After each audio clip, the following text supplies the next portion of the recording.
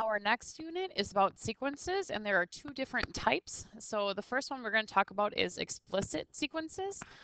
And first we're going to go over some terminology. So what is a sequence? It is a ordered set of numbers.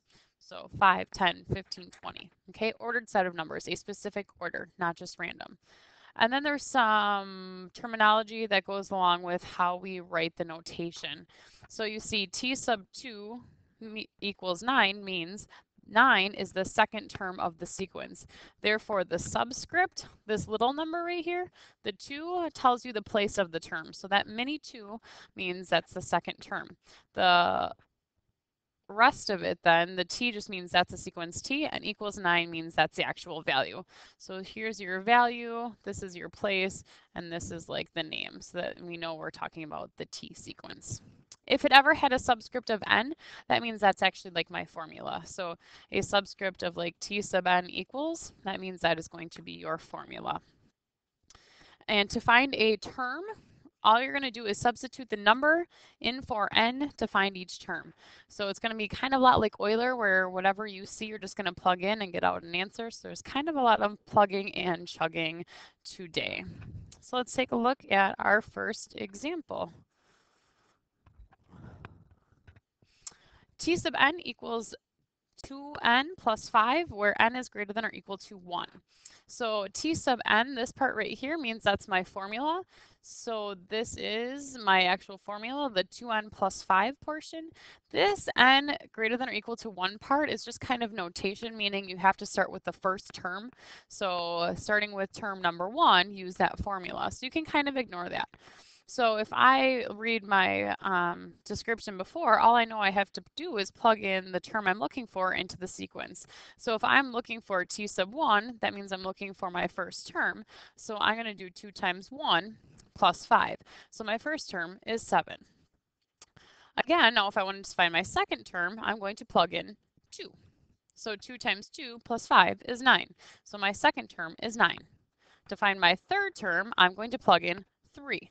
So now my third term is 11. To find my fourth term, I'm going to plug in 4, so I get 13. Okay, so whatever number you're looking for, so the first term you plug in 1, second you plug in 2, keeps going no matter what you're looking for. So the sequence I actually created is 7, 9, 11, and 13.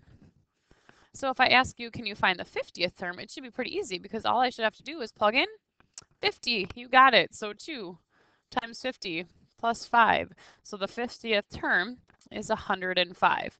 And to write that in proper notation, I would say t sub 50 equals 105.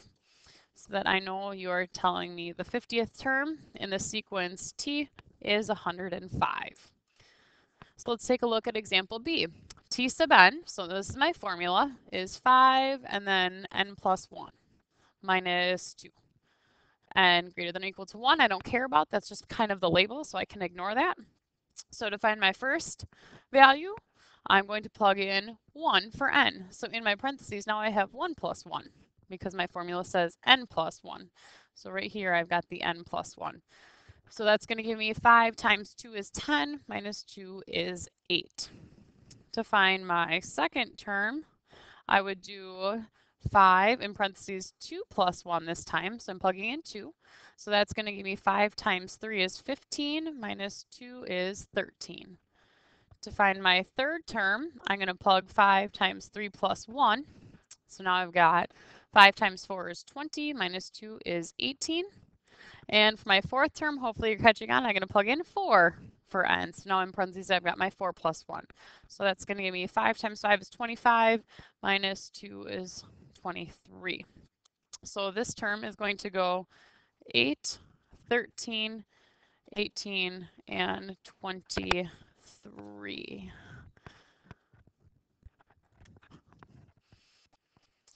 So similarly, I can find the 125th term by plugging in 125. So I get 5 in parentheses 125 plus 1 and then minus 2. So again, just plugging in whatever term I'm looking for and plugging out the answer. So plug and chug. So that should give me a 628. Again, proper notation here would be t sub 125 equals 628. Okay, so just plugging in the number you're looking for to find the term you want. So the fourth term, plugging in 4, 125th, plugging in 125, and you're always plugging it in for n in your formula. So let's take a look at example C. Your story problem says, a group of students took a bike trip across the country, averaging 60 miles of riding each day. The sequence is d sub n equals 60n. That gives the distance they have biked after n days. How far has the group biked after 7 days? So that just means I want to look at the seventh term, right? So d sub 7, and to find the seventh term, you just plug in 7 for n. So 60 times 7 is 420, and I can label that miles. So the group had ridden 420 miles after 7 days. So hopefully that was a kind of a nice, easy, real life story of an explicit sequence. So now we're going to talk about what the difference is between arithmetic and not arithmetic when you're looking at an actual sequence. And arithmetic means it's going to have a constant difference, which means we're either going to be adding or subtracting the same number each time. So everything that we have done so far has been arithmetic. The first one had a difference of 2, and the second example had a difference of 5. So each time it's going up by the same amount. So if we ever have to find the actual formula, if we're not given it, here is your formula.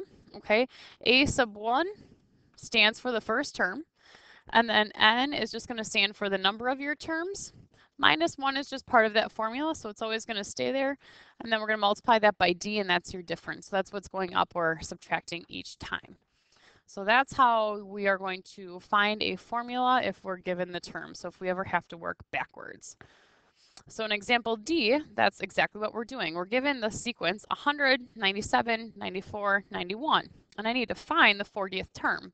Well, I can't find the 40th term unless I know the formula. So, okay, I can say a sub n equals a sub 1. Well, what is my first term? Okay, I look right here. My first term is 100. So I'll plug in 100 plus, and then reading my formula, it says n minus 1 times d, and d is my difference. So how did I get from 100 to 97, 97 to 94, 94 to 91? Well, I am subtracting 3 each time. So my difference is negative 3. So I'm just kind of substituted in the values I know from the sequence I'm given. So now I'm just going to simplify this a little bit. So I have a sub n equals 100 plus. Now over here, I'm going to distribute. So that's going to give me a negative 3n plus a 3. Okay, be careful of your negatives here. Negative 1 times negative 3 is a positive 3. So I'll just keep simplifying that right side because I have 100 plus 3. So I have 103 minus 3n. So this would be your explicit formula. And now I have my formula. I can absolutely find the 40th term just by plugging in 40. So I know a sub 40 would equal 103 minus 3 times 40. So my 40th term is negative 17. Okay, so much easier once you have the formula. Okay, so that's kind of tricky. So we'll see if we can kind of try another example of that. We'll look at, well, first let's talk about if it's arithmetic. So we know if it's going to be arithmetic if there is a constant difference. Okay, if I had asked you to do that on the last one, but it had gone up by a different amount each time, then it wouldn't have worked. Okay, you would say this sequence is not arithmetic, therefore I cannot find a formula. So if there is not a constant difference, you're not adding or subtracting at the same time, it's not arithmetic, and then we're not even going to worry about it. So the last one worked out, so that's nice, so we didn't have to worry about it, and hopefully that continues. So if we look at example E, it's going to say, is this sequence arithmetic or not? Okay, well, I have no idea just by looking at the formula. So what I'm going to do is I'm going to find a couple of the first terms. So let's find the first term. So that would be 1 to the 4th plus 3 times 1. So that would be 1 plus 3. So my first term is 3. Now I could go ahead and I could try and find my second term. So that would be 2 to the 4th plus 3 times 2. So 2 to the 4th is 16 plus 6 is 22. Now we'll try and find the third term by plugging in 3. So 3 to the 4th is 81 plus 9 is 90. Okay, so I'm just going to pause there and see if I see a common difference. Well, 3 to 22 is, and 22 to 90 is definitely not the same amount. So this is not arithmetic. because there is not a constant difference. Okay, so if they give you a formula, you don't know until you actually take a look and try and find some of the terms. So the first term was 3, and then 22, and then 90, so there was not a constant difference. Therefore, that is not arithmetic. Now example F is where I was talking about trying to find the sequence again in the formula.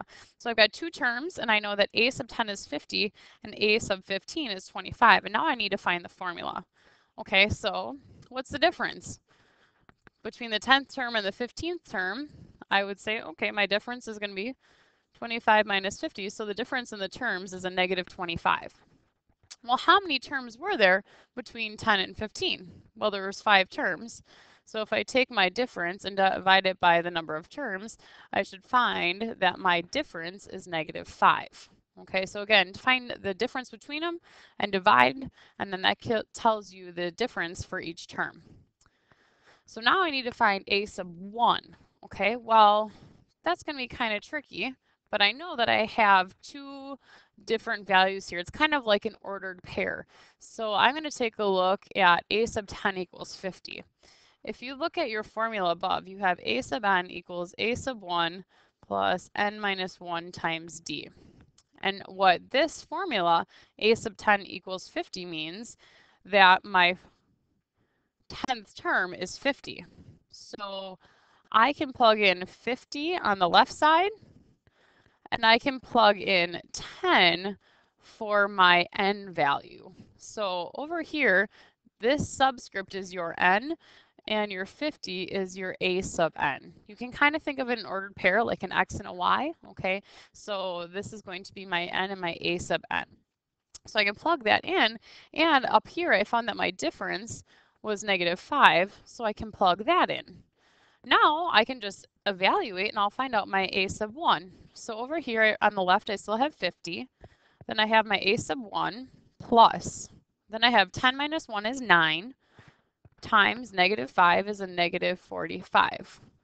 Well, to solve for a sub 1 I would have to add that to the other side, so I know that a sub 1 is actually 95. Okay, so now that I know my first term and I know my difference, I can write my formula. And my formula says a sub n equals a sub 1, which you just found is 95, plus n minus 1 times d, which we know is negative 5. Now, please make sure that you move on past that and you don't give me that answer. Okay, your answer needs to be simplified. So I need to say 95, and then I need to distribute over here, minus 5n plus 5. Again, watch your negatives. Negative 1 times negative 5 is a positive 5. So over here, I'll have 95 plus 5 is 100 minus 5n. So there is my formula. So hopefully you can kind of work yourself backwards from the points you're given to the formula. And originally what we did, given the formula, can you find the terms? Okay, so that is the end of your notes for tonight, but please do answer the 2 questions in your notes. What is one question you have now? So what part of this did confuse you? And what is one thing you can do? So is there any part of it that you're pretty confident that you can do? So come into class with those notes taken and those questions asked tomorrow.